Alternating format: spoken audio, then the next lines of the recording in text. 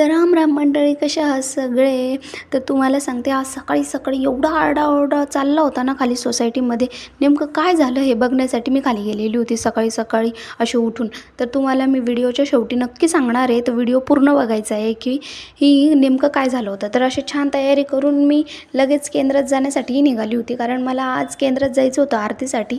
हे बऱ्याच दिवसानंतर मी केंद्रात जाणार होती आणि माझ्या घरापासून केंद्र लांब असल्या कारणाने मी कधी कधी आरतीला जात असते. तर आज छान अशी रविवारी मला नैवेद्य आरतीही मिळाली. म्हटलं चला आज केंद्रात जाऊन येऊन छान स्वामीमय सकाळी करून टाकून स्वामींचं दर्शन घेऊ. मी विहानला घरीच सोडून जाणार होती, पण तो माझ्या मागे मागे लागला म्हणून त्यालाही सकाळी उठून नेलं. तिथे आरती वगैरे झाल्यानंतर निवांत छान शांत बसलेलो होतो आणि विहानने छान तिथे मंत्रही म्हटला, हा श्री स्वामी समर्थ असा.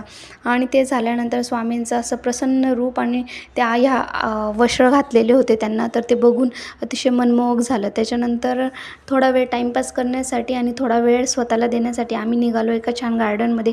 तिथे निसर्गरम्य असं वातावरण होतं. थोडा वेळ बसलो, फोटोशूट वगैरे केला, मस्ती केली, इकडे तिकडे पळला वगैरे शिव आणि पडला आणि त्याच्या पायालाही लागलं होतं. तर एवढं सगळं झाल्यानंतर मी तुम्हाला सांगणार होते की व्हिडिओच्या शेवटी काय झालं होतं ते असं. तर सोसायटीमध्ये, तर आज आमच्या सोसायटीमध्ये निघाला होता साप. तर त्या सापाची गंमत बघण्यासाठी आणि सगळीकडे आरडाओरडा चालला होता की साप साप साप साप साप. बापरे, तो साप बघून मी तर थक्कच झालेली. नंतर मी म्हटलं, कारण मुलं खाली खेळतात, बापरे म्हटलं.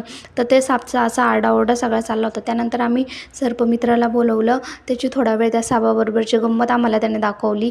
त्याच्याबरोबर तो अतिशय असं की त्याचा ओळखीचाच होता. तर असं त्याने त्या सापाबरोबर त्याची मस्ती चालली होती. तर सर्पमित्र आल्यानंतर तो साप घेऊन गेला. तर तीच थोडीशी गंमत होती. तर तुम्हाला आजचा माझा हा मिनी ब्लॉग कसा वाटला मला कमेंट, सबस्क्राईब आणि लाईक करून नक्की कळवा.